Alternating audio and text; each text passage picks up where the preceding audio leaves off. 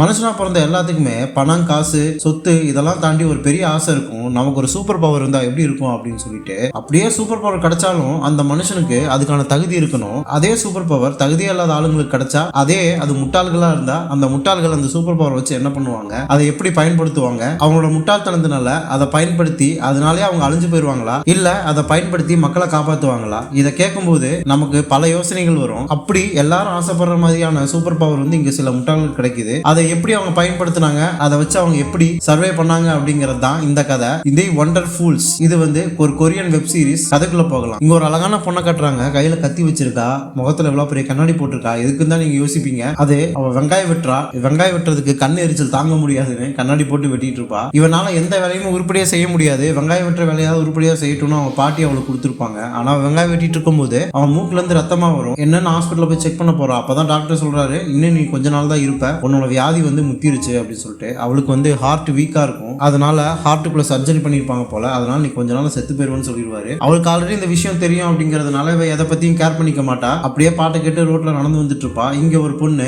உலகம் அழிய போகுது அப்படின்னு சொல்லிட்டு எல்லாத்துக்கிட்டையும் போஸ்டர் கொடுத்துட்டு இருப்பா. அந்த போஸ்டர்ல அதுக்கான நாளும் வந்து குறிச்சிருப்பாங்க. அன்னைக்கு உங்களுக்கு ரட்சிப்பு கிடைக்க போகுது, அதாவது விடுதலை கிடைக்க போகுது, நீங்க எங்க இதுல ஜாயின் பண்ணுங்கன்னு சொல்லி கேட்டுக்கிட்டு இருப்பா. அதை பார்த்து டென்ஷனான அந்த பொண்ணு கத்த ஆரம்பிச்சிருவா. இந்த கூட்டமே அங்க இருந்து கலைஞ்சு போயிடும். இவ ரோட்ல பைத்தியக்காரியாட்டு உட்கார்ந்துட்டு இருப்பா. இவ என்னடா இவ்வளவு பெரிய ரோட்ல பைத்தியக்காரியாட்டு உட்கார்ந்து பேசிட்டு இருக்கா அப்படின்னு நமக்கு தோணும். அது ஒரு சின்ன ஊர் அப்படிங்கறதுனால அந்த ஏரியால இருக்கிற எல்லாத்தையுமே இந்த பொண்ணுக்கு தெரியும். இந்த பொண்ணு யாருன்னு நான் சொல்ல மாட்டேன். இந்த பொண்ணு தான் நம்ம கதையோட ஹீரோயின். இந்த பொண்ணுக்கு ஒரே ஒரு பாட்டி தான் இருக்காங்க. இவ படியில உட்கார்ந்து அழுதுட்டு இருப்பா. அந்த சமயத்துல ஒரு குட்டி பையன் ஐஸ்கிரீம் சாப்பிடுறீங்களான்னு கேட்பா. கொஞ்சம் கூட யோசிக்காம அந்த பையன் சாப்பிட்டு இருக்க ஐஸ்கிரீமை புடுங்கி சாப்பிட்டுருவா. அந்த குட்டி பையனை அழுதுட்டு இருப்பான். அப்ப அங்க ஒரு ஆள் வருவான் கண்ணாடி போட்டுட்டு. இவன் தான் நம்ம கதையோட ஹீரோ. அந்த குட்டி பையனுக்கு ஒரு அழகான சாக்லேட் கொடுத்து அவனை சமாதானப்படுத்திடுவான். இவன் பக்கத்துல இருக்கிறது ஹீரோ கூட வேலை செய்யறவன். இவங்க எல்லாருமே வந்து கார்பரேஷன்ல வேலை செய்வாங்க. இவங்க எல்லாத்துக்குமே ஒருத்தர் தெரியும். அதனால நம்ம ஹீரோயின் கத்துறதையோ பேசுறதையோ யாரும் ஒன்றும் பெருசா எடுத்துக்க மாட்டாங்க. அவளை எல்லாருமே கோக்குமாக்கு காரின்னு சொல்லுவாங்க. ஏன்னா அவ கோக்குமாக்கு பிடிச்சவ, எந்த நேரத்துல என்ன செய்வான்னு யாருக்குமே தெரியாது. அன்னைக்கு ராத்திரி ஆகுது, ஒருத்தன் குப்பையை கொண்டு போய் ஜங்க்யார்ட்ல கூட்டிட்டு இருக்கான். அப்போ அந்த இடத்துல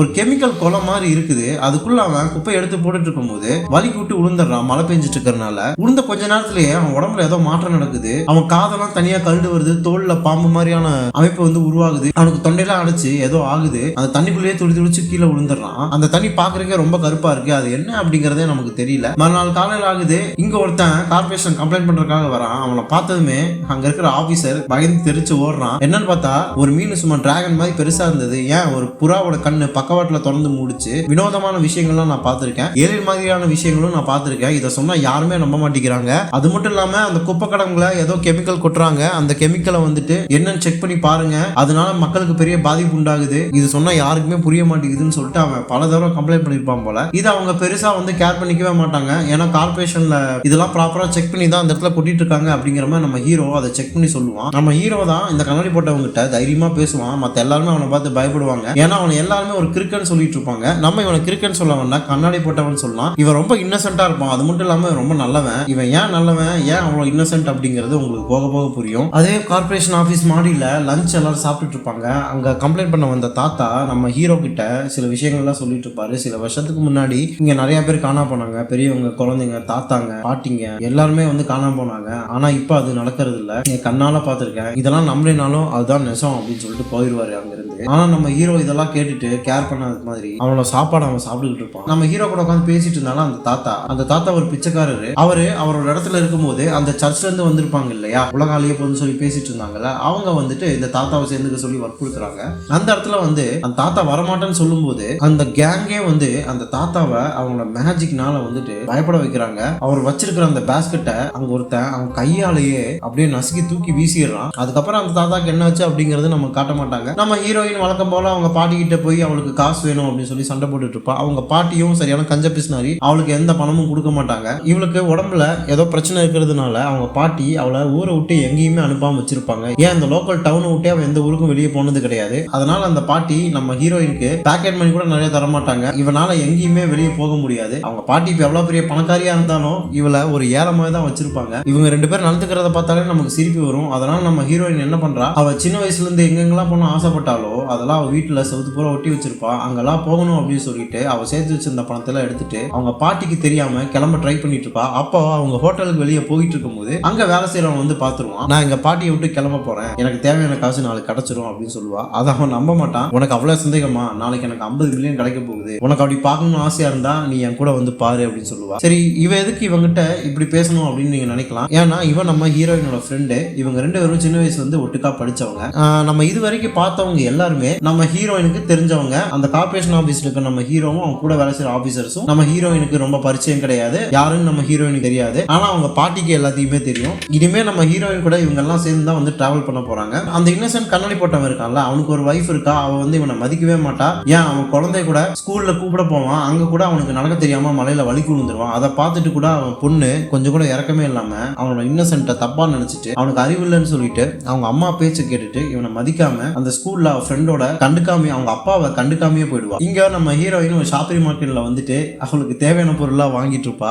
கத்தி, கயிறு, கத்திரி எல்லாமே வாங்கிட்டு இருப்பா. அந்த கடையில ரெயின் கோட்டை போட்டு அவன் மூஞ்சியை மறைச்சிட்டு வந்தாலும் அவளை கரெக்டா அவ கண்டுபிடிச்சிருவாங்க. அவ பயந்துட்டே அவ வாங்கின பொருளுக்கு காசு கொடுத்துட்டு அங்க இருந்து ஓடி வந்துருவா. இதை நம்ம ஹீரோ வந்து பாத்துருவான். பார்த்துட்டு பின்னாடியே வருவான். இவ அவளோட சூட்கேஸ்ல வச்சு அந்த பொருள் எல்லாம் எடுத்துட்டு போகும்போது அங்க ஹீரோ வந்துருவான். வந்ததும் இந்த பெட்டிக்குள்ள என்ன வச்சிருக்குன்னு அவங்க கிட்ட சண்டை போடுவான். அது மட்டும் இல்லாம ஒரு வயசான தாத்தா வந்தாரு இல்லையா, நம்ம ஹீரோ சாப்பாடு கொடுத்தானே, அந்த தாத்தா இங்கதான் இருப்பாரு. அந்த தாத்தாவை காணும்னு சொன்னதுமே நம்ம ஹீரோயின் மேல நம்ம ஹீரோ சந்தேகப்படுவான். அவரை கொன்னு சூட்கேஸ்ல வச்சிருக்கான் அப்படின்னு நினைச்சிட்டு அதனால அவ பெட்டியை பிடுங்க ட்ரை பண்ணும்போது அந்த பெட்டி ஓபன் ஆயிரும். அதுல இருக்கிற பொருள்லாம் வந்து பறந்து போகும். அப்பதான் நம்ம ஹீரோக்கு தெரியும் அதுக்குள்ள எதுவுமே இல்லை அப்படின்னு சொல்லிட்டு. இந்த பக்கம் மேல பறந்து போன பொருள் எல்லாமே கீழே விழுகுது. சின்னதா ஒரு ரொமான்ஸ் நடக்கிற மாதிரி காட்டுறாங்க. ஆனா அது ரொமான்ஸ் இல்ல. நம்ம ஹீரோயின் செம்ம கடுப்புல இருப்பா. ஊருட்டு ஓடி போற என்ன இப்படி பண்ணிட்டியடா அப்படின்னு சொல்லிட்டு. சரி, நம்ம ஹீரோ தப்பு பண்ணிட்டோம் ஹெல்ப் பண்ணலாம் குமியும் போது நம்ம ஹீரோயின் அவளோட பொம்மை எடுத்து ஹீரோவோட கன்னத்திலே ஒண்ணு வைப்பா. செம்ம அடி விழுகும் கன்னத்துல. அதுக்கப்புறம் நம்ம ஹீரோயினோட பேக்கேஜ் எல்லாம் பேக் பண்ணி கொடுத்துருவா. நம்ம ஹீரோயினோட பாட்டி நீ மழை பெஞ்சிட்டு இருக்கனால எங்க இருக்குன்னு கேட்டு விசாரிச்சுட்டு இருப்பாங்க. அவ்வளவு போன் எடுத்துட்டு அங்க இருக்க இங்க இருக்குன்னு சொல்லி சமாளிச்சுட்டு வச்சிருவா. ஒரு வழியா ராத்திரி ஆகுது. நம்ம ஹீரோயின் அவளோட ஃப்ரெண்டு ரூமுக்கு வரா. பார்த்தா நம்ம ஹீரோயின் ரெஸ்டாரண்ட்ல பார்த்தோம் இல்லையா, அந்த பையன் அப்புறம் அந்த இன்னசென்ட் இவங்க 3 பேரும் தான் அங்க இருக்காங்க. நம்ம ஹீரோயின் அவ வாங்கி வந்த பொருள்லாம் அந்த ரூமுக்கு கொண்டு வந்துடுறா. நம்ம ஹீரோயினும் இந்த ஃப்ரெண்டும் அந்த இன்னசென்ட்டும் ஒரு கேங்கா இருப்பாங்க. நம்ம ஹீரோயினோட $5 மில்லியன் பிளானுக்கு இவங்க தான் வந்து துணையா இருப்பாங்க. அது என்ன பிளான் அப்படிங்கறது நான் சொல்றேன். அதே சமயத்துல நம்ம ஹீரோவை வந்து காட்டுறாங்க. அவங்க ரூம்குள்ள ஏதோ சத்தம் கேக்குது. வீட்டு ஓனர் வந்து கதவை தட்டி சத்தம் போட்டுட்டு இருக்காங்க. இனிமே இந்த மாதிரி நடக்காது அப்படின்னு சொல்லி கதவை சாத்துறான். பார்த்தா ரூம்குள்ள பொருள்லாம் வந்து கீழே கிடக்குது. என்ன நடந்துச்சு அப்படிங்கறது நம்ம காட்ட மாட்டாங்க. நம்ம ஹீரோ அவன் தம் அடிச்சுட்டு ஏதோ ஒரு பழைய ஃபைல்லாம் எடுத்து பார்த்துக்கிட்டு இருப்பான். அது கொரியன்ல இருக்கிறதுனால என்னன்னு நமக்கு புரியாது. பட் ஏதோ ஒரு லேபோட ஃபைல் தான் எடுத்து பார்த்துட்டு இருப்பான். அதுல ஒரு செக்யூரிட்டி வேலை செஞ்சிருப்பாரு. அந்த செக்யூரிட்டி போட்டோவை தான் பார்த்துக்கிட்டு இருப்பான். அந்த செக்யூரிட்டி வேற யாரும் இல்ல, அந்த தாத்தா தான். இப்பதான் அந்த போட்டோவை பார்த்துட்டு அவன் கண்டுபிடிப்பான் அந்த தாத்தா தான் அந்த செக்யூரிட்டி அப்படின்னு சொல்லிட்டு. இந்த ஃபைலை பத்தின நாலேஜ் வந்து நம்ம ஹீரோக்கு எப்படி கிடைச்சது அப்படிங்கிறது நமக்கு தெரியாது. அந்த இடத்துக்கு அந்த தாத்தாவை தேடி வரும்போது அந்த சர்ச்சோட பேம்ப்ளெட் வந்து அங்க கிடைக்குது. நம்ம ஹீரோ அதை எடுத்து பார்த்துக்கிட்டு இருக்கான். அந்த சமயத்துல அந்த தாத்தாவை அந்த சர்ச்சுக்காரங்க கடத்திட்டு போயிருப்பாங்க. கடத்திட்டு போன தாத்தா கண்ணை முழிக்கிறாரு. கண்ணை திறந்து பார்த்தா அவரோட பெரிய பழைய பில்டிங் குள்ள வச்சு பூட்டி வச்சிருக்காங்க. அது ஒரு லேப் மாதிரி இருக்கு. அந்த தாத்தா என்ன நடக்குதுன்னே தெரியாம அவரோட கதவு வழியா வெளியே வந்து எட்டி பார்ப்பாரு. பார்த்துட்டு இருக்கும் போது ஆப்போசிட்ல ஒரு தண்ணி தொட்டி மாதிரி இருக்கும். அதுல மீன் மாதிரி அமைப்பு கொண்ட ஒரு மனுஷன் கைய வச்சு தட்டுவான். அவருக்கு தெரிஞ்ச ஒரு பேரை சொல்லுவாரு. சொல்லி அது நீயான்னு கேட்பாரு. அந்த மனுஷன் யாருன்னு நமக்கு தெரியாது. ஆனா அந்த தாத்தாக்கு தெரியும். அந்த தாத்தா புலம்புறாரு, ஒரு மனுஷனோட காசு இந்த அளவுக்கு ஒரு மனுஷனை மாத்துமான்னு சொல்லி பேசுவாரு. ஆனா அது காசால மாறி இருக்காது. அது எதனால மாறிச்சு அப்படிங்கிறது போக போக தான் தெரியும். இந்த பக்கம் நம்ம ஹீரோயின் வந்து அவளோட பிளான் எக்ஸிக்யூட் பண்ணிட்டு இருப்பா. அவளை சேர்ல கட்டி போட்டு உட்கார வச்சுட்டு நம்ம ஹீரோயினோட ஃப்ரெண்ட்ஸ் 2 பேருமே மூஞ்சி எல்லாம் மறைச்சிட்டு மாஸ்க் எல்லாம் போட்டுட்டு அவளை நடிக்க சொல்லி கேட்டுக்கிட்டு இருப்பாங்க. நான் ஆரம்பத்திலே சொல்லியிருப்பேன் இந்த வெப் சீரிஸோட நேமே ஃபூல்ஸ் தான் அப்படின்னு சொல்லிட்டு. அந்த டைட்டிலுக்கு தகுந்த மாதிரி தான் இவங்களும் நடந்துப்பாங்க. இவங்க 2 பேரும் பண்ற முட்டாள்தனத்துக்கு அளவே இருக்காது. நம்ம ஹீரோயின் கூட கொஞ்சம் பரவாயில்ல, புத்திசாலியா இருப்பா. அவனுக்கு 2 பேரும் சுத்தம் எந்த வேலையும் கரெக்டா செய்ய மாட்டானுங்க. இப்ப இவனுக்கு 2 பேரு அவளை வீடியோ எடுக்கிறத விட்டுட்டு டிஸ்கஸ் பண்ணிட்டு இருப்பாங்க. அவளை எப்படி நடிக்க வச்சா ரியலா இருக்கும் அப்படின்னு சொல்லிட்டு. ஆனா அவளுக்கு அங்க நெஞ்சில மூச்சு திணறல் ஏற்பட்டுரும். அதனால அவளுக்கு மூச்சு விடுறக்கே சிரமமா இருக்கும், பேச முடியாது.